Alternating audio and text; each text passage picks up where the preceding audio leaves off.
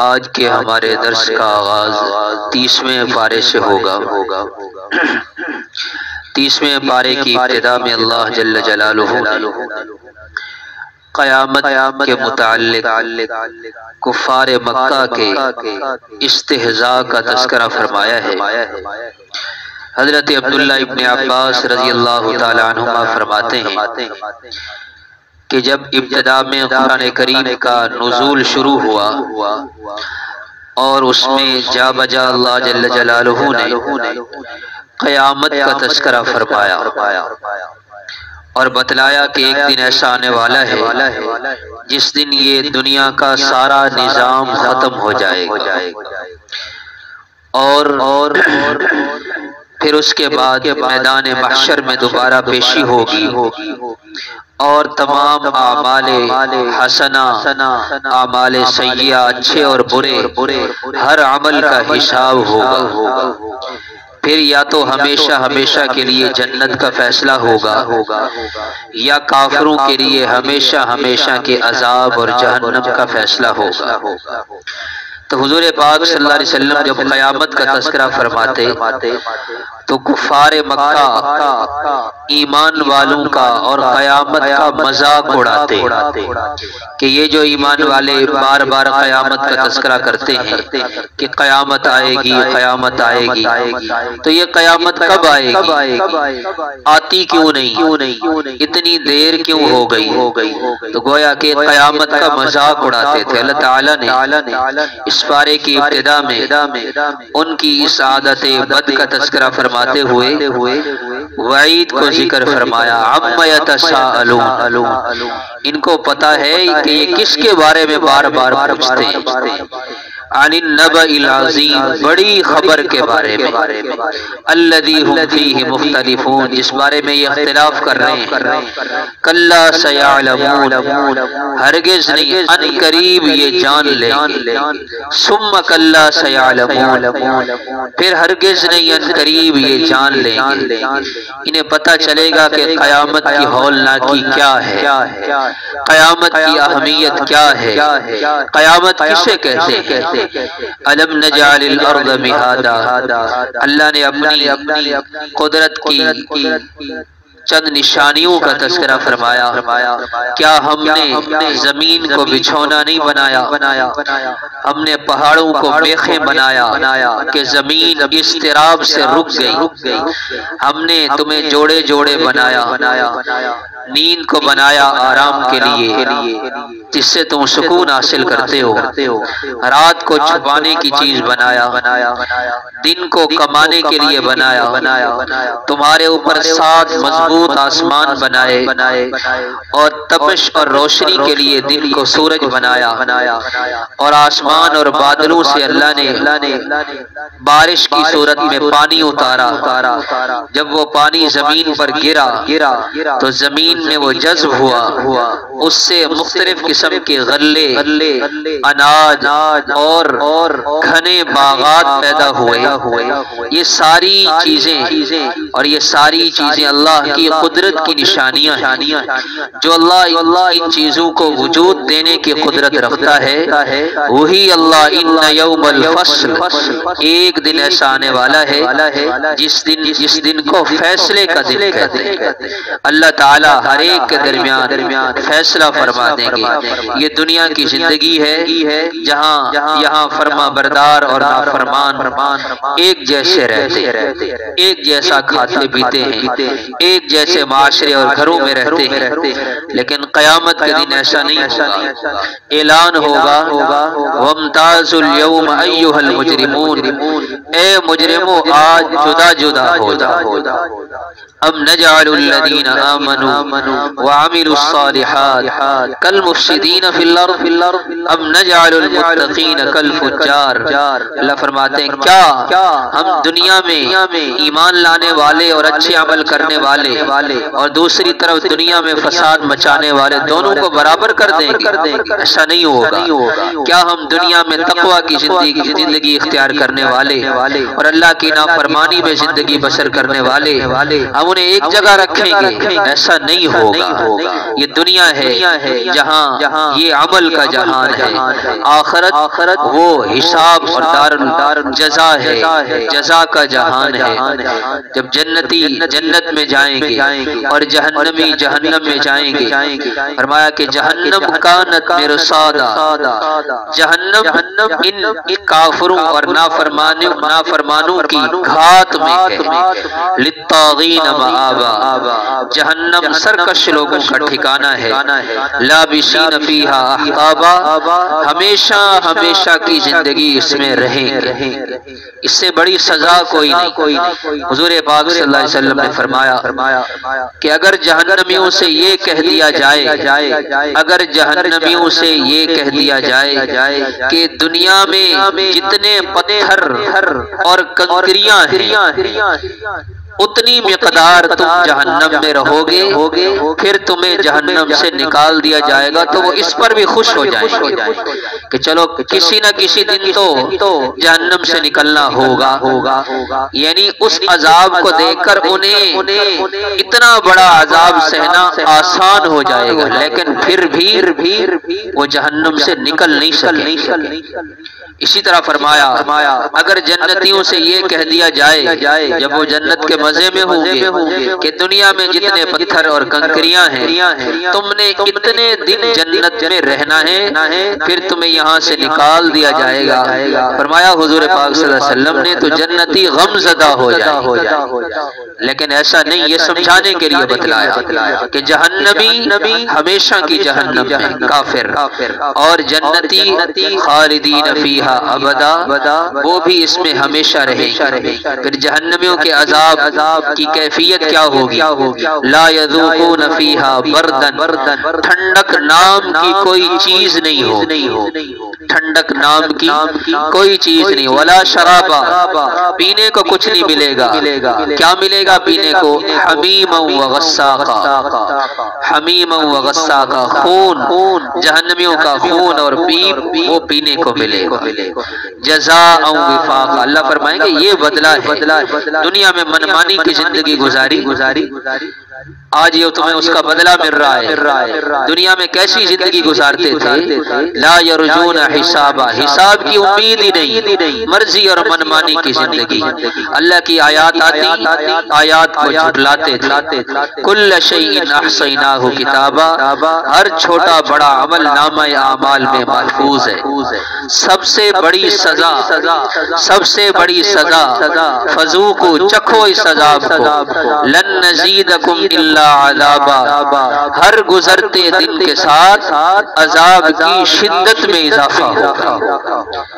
بعض مفسرین نے لکھا، بعض روایات کے اندر آتا ہے کہ جہنمیوں کے لیے سب سے زیادہ تکلیف جس آیت مبارکہ میں ہے وہ یہی آیت ہے کہ اللہ فرمائیں گے اب ہر دن کے ساتھ عذاب میں اضافہ تو ہو سکتا ہے، کمی نہیں ہوگی، کمی والی صورت نہیں۔ اس لیے بھائیو آخرت کا عذاب بہت مشکل ہے۔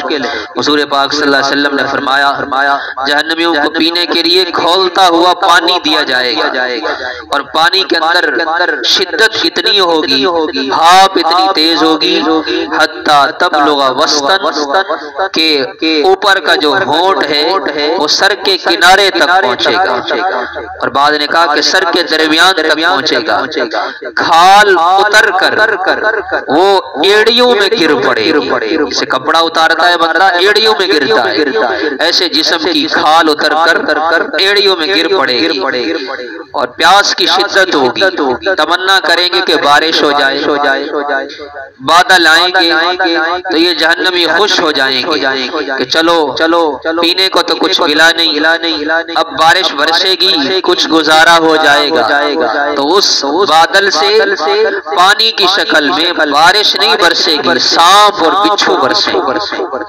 اور بعض روایات کے اندر یہ بھی آتا ہے کہ دنیا کے جو موذی جانور اللہ تعالیٰ ان کے زہر کو کئی گنا بڑھا کر کے جہنمیوں پر مسلط فرما دیں گے۔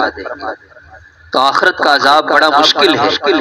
دنیا کی عذاب، دنیا کی آگ نہیں سہ سکتے، آخرت کی آگ کیسے سہیں گے؟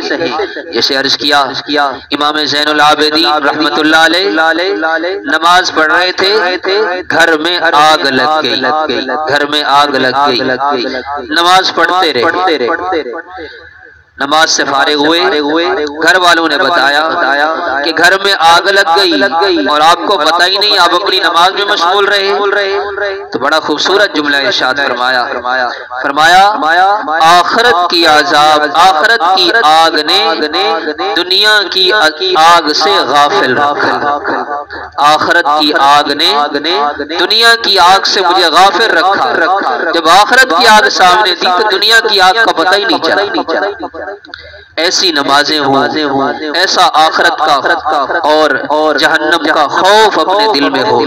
ایک دوسرا طبقہ بھی ہے، ان للمتقین مفازا، کہ جنہوں نے تقوی کی زندگی اختیار کی، کامیابی کا فیصلہ ہوا، حدائق و اعنابا وکواعب اترابا وکأسا دہاقا، گھنے باغات، جنت کا فیصلہ اور چھلکتے ہوئے جام پینے کو ملیں گے، لا يسمعون فیہا لغوا، کوئی لغو بات سننے کو نہیں ملے گی۔ اللہ فرمائیں گے جزاء من ربک، کافروں کے لیے فرمایا جزاء وفاقا، یہ تمہارے اعمال کا بدلہ ہے، اور جنتیوں سے اللہ کا خطاب ہے جزاء من ربک، یہ بدلہ ہے تمہارے رب کی طرف سے، تمہارا رب ہوں، میں تمہارا رب ہوں، میں تمہارا پالنہار ہوں، میں تمہارا پالنے والا ہوں۔ جزاء من ربک عطاء، یہ اللہ کی عطا سمجھو، رب السماوات والارض وما بینہما الرحمن،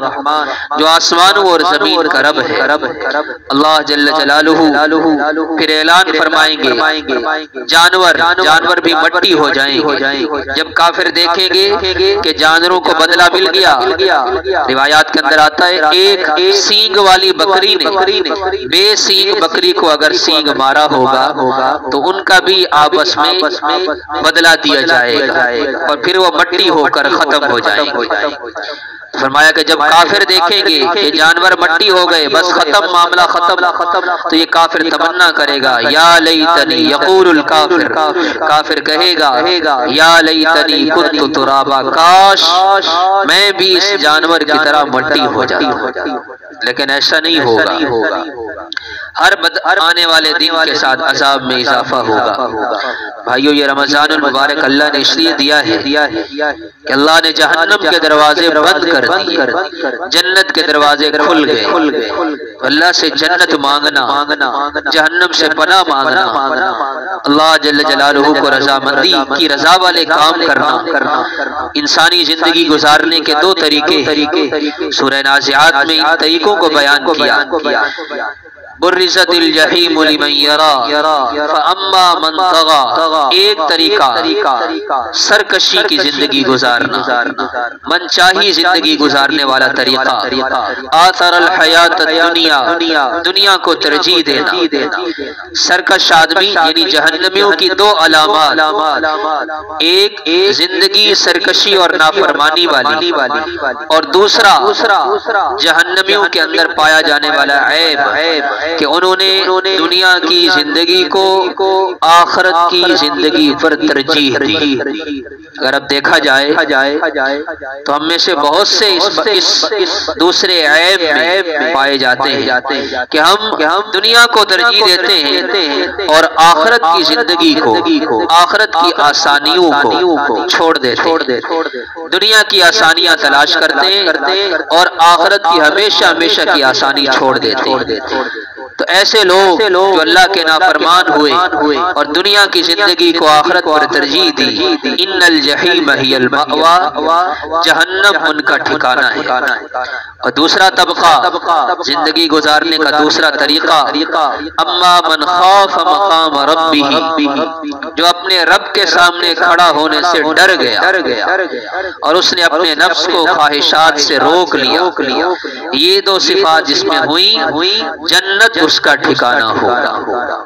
یہ رمضان المبارک میں جو روزہ ہے یہ کیا ہے؟ روزہ خواہشات سے اپنے آپ کو روکنے کی محنت کا نام ہے۔ روزے میں کیا ہوتا ہے؟ کھانا اپنی خواہش سے نہیں، پینا خواہش سے نہیں، ازدواجی زندگی اپنی خواہش سے نہیں، تین چیزوں کی اللہ نے پابندی لگا دی، اور یہی بنیادی چیزیں ہیں تین۔ اور اس سے سبق یہ دیا کہ انسان اللہ کے حکم کا فرما بردار بن کر، تابع فرمان بن کر زندگی گزارے۔ یہ رمضان المبارک اسی کی محنت اور مشق ہے۔ رمضان آتا ہے، ہر سال ہم روزے رکھتے ہیں، بات سنتے ہیں، لیکن پھر جب رمضان جاتا ہے وہی پرانی روش چل پڑتی ہے۔ کتنی بڑی محرومی کی بات ہے۔ رمضان آیا اور ہماری زندگی میں کوئی تبدیلی نہ لایا تو بہت بڑی محرومی کی بات ہے۔ پہلے اپنی مرضی کی زندگی گزارتے تھے، کمانے میں فکر نہیں، حلال کما رہا ہوں حرام کما رہا ہوں، رشتہ داروں کے ساتھ میرا سلوک کیا ہے، گھریلو زندگی کیسی ہے، اہل و عیال کی ایمانی کیفیت اور اعمال کی ترتیب کیا ہے، کوئی فکر نہیں تھی۔ پھر رمضان آیا، کوئی فکر نہیں، رمضان چلا گیا، رمضان جا رہا ہے، آخری ایک دن باقی ہے، اور پھر بھی طرز زندگی نہیں بدلا تو کب بدلے گا؟ سوچنے کی بات ہے کہ ہمارے بال سفید ہو گئے، عمر 30-40 سال ہو گئی، ابھی تک بھی اپنی زندگی کو نہیں بدلا، تو پھر وہ کون سا موقع آئے گا جب ہم اپنی زندگی کو بدلیں گے؟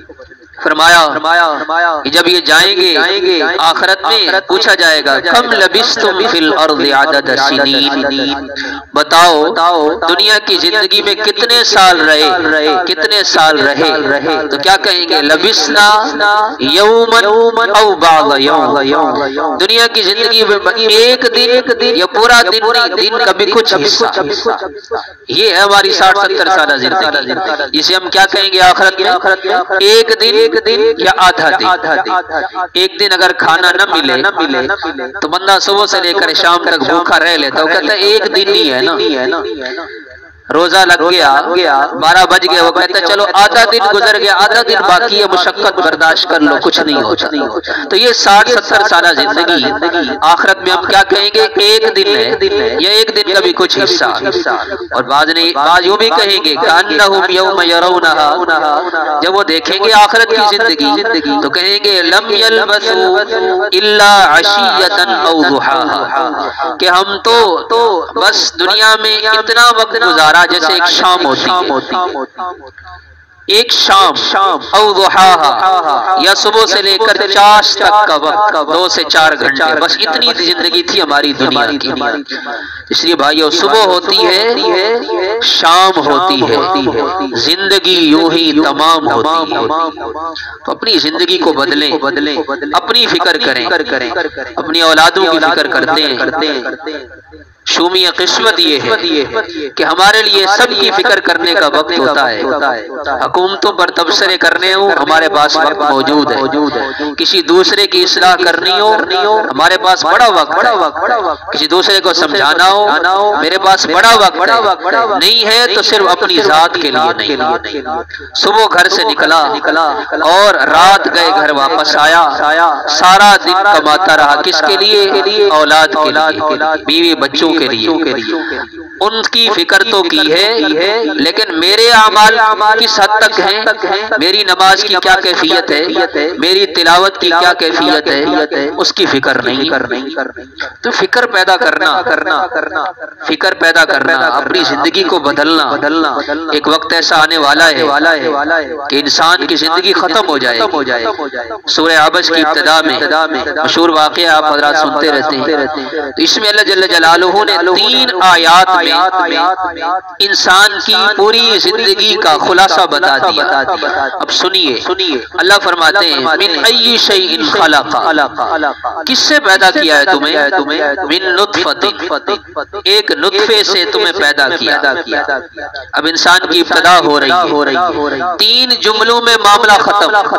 من نطفۃ خلقہ فقدرہ، ایک نطفے سے تمہیں پیدا کیا، ماں کے پیٹ میں 9 ماہ رہے، ایک حصہ اگلی آیت ثم السبیل یسرا، پھر فرشتے کے پر ماں کے پیٹ سے دنیا کے پیٹ میں تم آ گئے، یہ دوسرا حصہ ہو گیا۔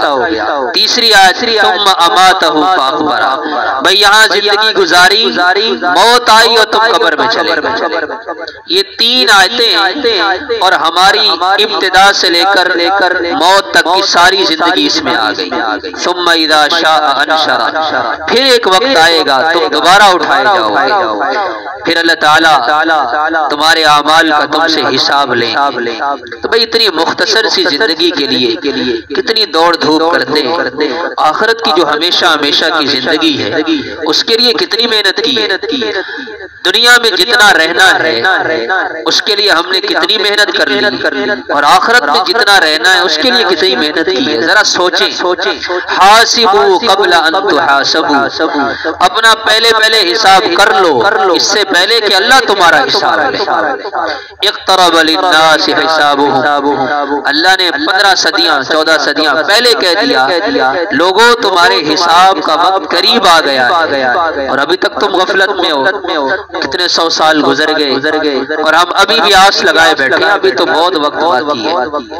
اس سے پہلے عرض کیا کہ جوان وہ نیت کرتا ہے کہ جب شادی ہوگی تب توبہ کر لو، جب شادی ہو جاتی ہے پھر کہتا ہے ابھی تو ابتدائی ایام ہے، بچے ہو جائیں گے تب توبہ کر لو، پھر بچے بھی ہو گئے ابھی تو جوانی ہے، جب بال سفید ہوں گے، پہلا بال سفید آیا بس میں توبہ کر لوں گا، ایک نہیں کئی بال سفید ہو گئے، پوتا آ گیا، یہ بھی نشانی ہے کہ اب سفر آخرت قریب ہے۔ مفسرین نے لکھا ہے قد جاءکم بشیر و نذیر، تمہارے پاس ڈرانے والا اور خوشخبری دینے والا آ چکا۔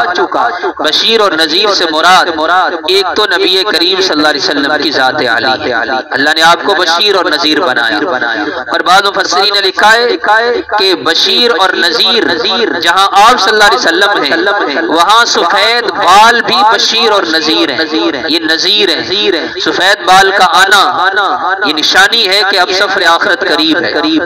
وہاں بعض مفسرین نے لکھا کہ آگے آپ سے نسل کا چل جانا، یعنی بیٹا پیدا ہو گیا، پھر پوتا آ گیا، نسل چل پڑی، تو یہ نشانی ہے کہ محترم سفر آخرت اب قریب ہے، اب نئی نسل آ گئی ہے، اب پچھلوں نے جانا ہے۔ ویسے تو موت کا پتہ نہیں ہے، پوتا پہلے چلا گیا دادا بیٹھا ہے، بیٹا چلا گیا باپ بیٹھا ہے، لیکن فکر کرنے کی ضرورت ہے، ایک وقت ایسا آئے گا اللہ اس دنیا کے سارے نظام کو ختم فرما دیں گے۔ سورہ تکویر میں اس کی قیامت کا نقشہ بیان فرمایا ہے۔ حضرت عبداللہ ابن عباس رضی اللہ تعالی عنہما فرمایا کرتے تھے کہ جو شخص یہ چاہے کہ وہ قیامت کا پورا نقشہ کھلی آنکھوں سے اپنی زندگی میں دیکھے، اسے چاہیے کہ سورہ تکویر اور سورہ انفطار پڑھے۔ سورہ تکویر اور سورہ انفطار قریبی 2 صورتیں ہیں، ان صورتوں میں اللہ جل جلالہ نے آخرت کے سارے نقشے کو بیان فرمایا۔ سورہ مطففین کی ابتدا میں اللہ تعالیٰ نے ناپ تول میں کمی کرنے والوں کے لیے ہلاکت کا تذکرہ فرمایا۔ ہلاکت ہے ان لوگوں کے لیے جو ناپ تول میں کمی کرتے ہیں، جب لیتے ہیں تو پورا لیتے ہیں، اور جب دیتے ہیں تو کم کر کے دیتے ہیں۔ ان کا کیا خیال ہے، یہ کمی بیشی کر کے دنیا میں اپنا پیٹ بھر لیں گے بس ختم ہو گیا معاملہ، ایسا نہیں ہے۔ الا یظن اولئک، کیا یہ گمان نہیں رکھتے، ان کا یقین نہیں ہے انہم مبعوثون، کہ ایک دن اٹھائے بھی جائیں لیوم عظیم، بہت بڑا دن ہوگا، یقوم الناس لرب العالمین، لوگ رب العالمین کے سامنے کھڑے ہوں گے، اعمال نامے ملیں گے، اور یہ جھٹلانا چاہیں گے جھٹلا نہیں پائیں گے۔ فرمایا حضور پاک صلی اللہ علیہ وسلم نے، حضرت عبداللہ ابن عباس رضی اللہ تعالیٰ عنہما فرماتے ہیں آپ علیہ الصلوۃ والسلام نے ارشاد فرمایا جو قوم ناپ تول میں کمی کو اپنا شیوا بنا لیتی ہے، اللہ اس پر 2 قسم کے عذاب مسلط فرما دیتے ہیں۔ اللہ تعالیٰ اس قوم کو، اس خطے والوں کو قحط کے اندر مبتلا کر دیتے، قحط میں۔ اور دوسرا فرمایا اللہ تعالیٰ ان کا رزق روک لیتے۔ مفہوم دونوں کا ایک ہی ہے کہ معاشی تنگی پیدا ہو جاتی ہے، جو آج ہم اپنے معاشرے میں دیکھ رہے ہیں، جہاں اور اسباب ہیں معاشرے میں معاشی تنگی کے، سفید پوش لوگ وہ آج اپنا بھرم رکھنا ان کے لیے مشکل ہوتا جا رہا ہے۔ آج کل کے جو حالات ہیں آپ حضرات بخوبی جانتے ہیں۔ تو اس لیے جب اللہ جل جلالہ کی نافرمانیاں ہوں گی اور ناپ تول میں کمی ہوگی، شریعت کے معاملات سے روگردانی ہوگی، تو پھر اللہ تعالیٰ ایسے ہی حالات مسلط فرمائیں گے۔ اس لیے بھائیو محنت کرنے کی چیز، صلاحیات لگانے کی چیز وہ دنیا نہیں ہے، وہ آخرت ہے۔ فرمایا وَفِي ذَلِكَ فَلْيَتَنَافَسِ الْمُتَنَافِسُونَ، اس آخرت کو کمانے میں محنت کرنے والوں کو محنت کرنی چاہیے، اپنی جان، اپنا مال، اپنی جملہ صلاحیات آخرت کمانے میں لگائیں، آخرت کمانے میں لگائیں۔ بہت کما لیا، اپنے لیے بھی بہت کمایا، اپنی اولادوں کے لیے بھی بڑا کمایا، کچھ اپنی بھی فکر کر لی۔ بندہ جب گھر سے نکلتا ہے، نوجوان کمانے کی فکر ہوتی ہے، کماتے 60-70 سال کی عمر کو پہنچتا ہے۔ اب تو حکومت والے بھی کہہ دیتے ہیں کہ بابا اب تو فارغ ہو گیا، اب بس کر، اب ریٹائر ہو گیا۔ تو دنیا والے بھی گویا کہ ایک پیغام دیتے ہیں کہ اب آخرت کما لو، بہت دنیا کما لی، اب چھوڑو کوئی اور کمائے، اب آپ تو اپنی آخرت کماؤ۔ فکر دنیا کر کے دیکھا، فکر دنیا کر کے دیکھا، فکر عقبہ کر کے دیکھ، سب کو اپنا کر کے دیکھا، رب کو اپنا کر کے دیکھ، چھوڑ کر اب ذکر سارے، فکر مولا کر کے دیکھ۔ غلط سننے کا ذائقہ چکھا ہے تو صحیح سننے کا ذائقہ بھی چکھ لیں۔ غلط دیکھنے سے اپنی آنکھوں کو خراب کیا اور بد نظری کے گناہ کی لذت لی ہے، تو کبھی نظروں کی حفاظت کی لذت بھی دیکھ لیں۔ اللہ کی نافرمانی کر کے بھی زندگی گزار کے دیکھی ہے، تو اب کچھ دن اللہ کی فرما برداری کا ذائقہ بھی چکھ لیں۔ مال سے کام کا ہوتا اور مال سے اپنے مسائل کے حل ہونے کو تلاش کیا ہے، تو اب ذرا کچھ دن اعمال سے بھی اپنے مسائل کا حل دیکھیں۔ واضح فرق محسوس ہوگا کہ یہاں محنت کم ہوتی ہے اور اس کا نتیجہ زیادہ ہے۔ خود اللہ تعالیٰ نے فیصلہ فرما دیا ہے، من کان یرید حرث الآخرہ نزد لہ فی حرثہ، من کان یرید حرث الدنیا نؤتہ منہا وما لہ فی الآخرۃ من نصیب۔ کہ دیکھو محنت کرنے والے دو قسم کے لوگ ہیں، ایک اپنی آخرت پر محنت کرتے ہیں، ان کی محنت تھوڑی ہوتی ہے، انہیں اس کا نتیجہ بہت ملتا ہے، خود اللہ فرمائے۔ اور دوسرا طبقہ کون ہے کہ جن کا مطمع نظر، جن کی صلاحیات کا محور اور مرکز وہ دنیا ہوتی ہے، وہ جتنی بھی محنت کر لیں، وہ صبح شام وقت لگا لیں، وہ صبح کو بھی ڈیوٹی پہ جائیں اور رات بھی وہاں سے واپس آئیں، دن رات لگائیں، تب بھی نتیجہ کیا ہوگا، ملے گا کیا، نؤتہ منہا، کچھ ملے گا۔ دنیا پر محنت کریں گے، اس محنت کا پورا صلہ کبھی مل نہیں سکتا۔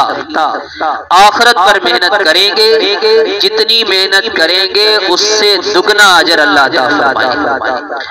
انسان دنیا کے لیے بڑا سمجھدار ثابت ہوتا ہے، کوشش کرتا ہے کہ یہاں میں 10 روپے لگا رہا ہوں، ایک جگہ مجھے 1 روپیہ نفع ہو رہا ہے اور دوسری جگہ مجھے 10 کے 20 ملتے ہیں، تو 20 والی جگہ پر پیسے لگاتا ہے۔ اور آخرت کے معاملے میں کتنا غافل ہے، دنیا کے لیے 5 منٹ لگائے، اللہ فرماتے ہیں کچھ ملے گا، وہ بھی یقینی نہیں ہے، اور آخرت پر کے لیے 5 منٹ 10 منٹ گھنٹہ لگائے گا، ایسا اجر اللہ عطا فرمائیں گے، الا الذین آمنوا وعملوا الصالحات لہم اجر غیر ممنون، نہ ختم ہونے والا اجر، نہ ختم ہونے والا اجر۔ تو بس کریں بہت دنیا کما لی کہ جب بندہ 50-60 سال کی عمر کو پہنچتا ہے، اب ہماری عمر تقریباً 30 سال کے قریب ہے، تو اب اگر سوچا جائے ہم اپنے آپ کو نوجوان سمجھتے ہیں کہ ابھی تو ہماری عمر ہی نہیں، دیکھا جائے تو اوسط عمر ہے 60 سال، 30 سال میں گزار کے بیٹھا۔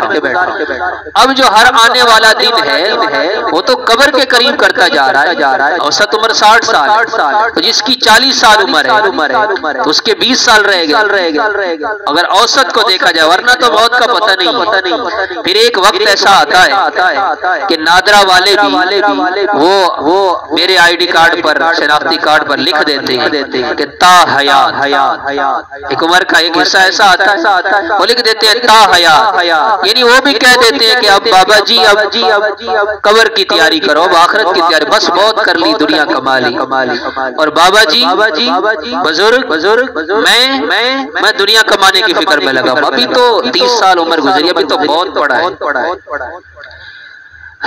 اس لیے بھائی آگاہ اپنی موت سے کوئی بشر نہیں، سامان 100 برس کا ہے، پل کی خبر تو اس لیے آخرت کمانے کی فکر ہو۔ یہ رمضان اور قرآن، رمضان کا پیغام یہی ہے کہ غفلت سے نکلیں، اپنے آپ کو بنانے کی محنت کریں، اپنی زندگی کو بنائیں، آخرت سے ہماری زندگی بنے گی۔ فرمایا من عمل صالحا من ذکر او انثی، جو نیک اعمال والی زندگی گزارے گا فلنحیینہ حیاتا طیبہ، ایسا نہیں ہے کہ نیک عمل کا بدلہ آپ کو دنیا میں آخرت میں ملے گا، آخرت تو بنے گی صحیح، اللہ دنیا بھی بنا دے، اللہ دنیا بھی بنا دے۔ تو ایک محنت ایسی ہے جس سے دنیا بھی بنتی ہے اور آخرت بھی بنتی ہے، اور ایک محنت ایسی ہے جس سے صرف دنیا بنتی ہے۔ تو بھائیو بتائیں نفع والا سودا کون سا ہے کہ جس سے دنیا بھی بنے اور آخرت بھی بنے، اور وہ ہے من عمل صالحا، عمل صالح والی زندگی۔ اللہ تعالی ہم سب کو، اولا مجھے اور ثانیاً آپ تمام حضرات کو، اللہ تعالی ہم سب کو دنیا اور آخرت کی ہر خیر عطا فرمائے، اللہ ہمیں غفلت سے نکلنے کی توفیق عطا فرمائے، اللہ آخرت بنانے کی فکر کرنے